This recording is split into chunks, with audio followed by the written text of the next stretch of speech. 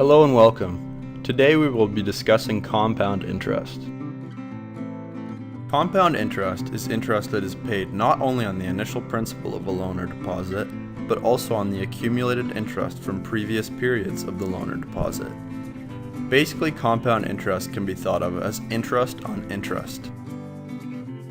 In order to properly understand how compound interest works, we must first understand what simple interest is. Simple interest is interest that is paid only on the initial principal of a loan or deposit, and not on any interest that is earned during the term of the loan or deposit. Basically, simple interest is interest on principal and nothing else.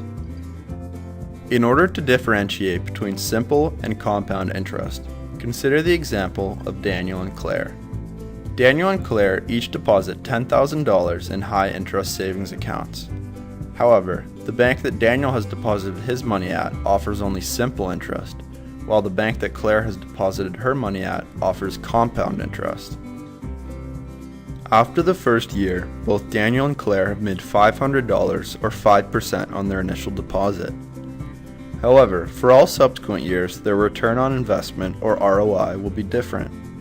Because Daniel's bank only offers simple interest, he will continue to make $500 or 5% of his principal investment of $10,000 each year.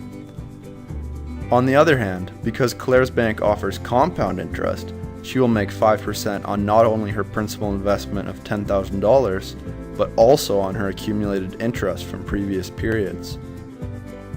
So in year 2, Claire will earn 5% on both her principal as well as on the interest that she earned in year 1.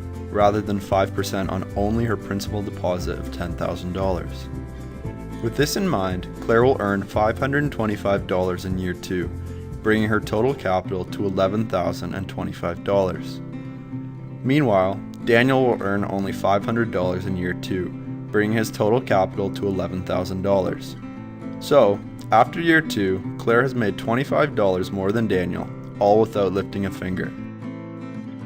In year 3, Daniel will once again make $500 or 5% of his principal investment of $10,000 with simple interest, bringing his total capital to $11,500. Claire, on the other hand, will make 5% of $11,025 in year 3, for an annual return of $551.25, bringing her total capital to $11,576.25.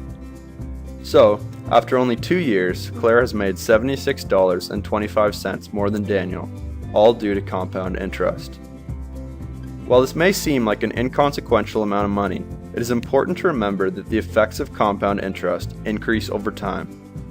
As we can see from this example, Claire's annual return on investment increased by $26.25, all the way from $525 to $551.25, just from year 2 to year 3.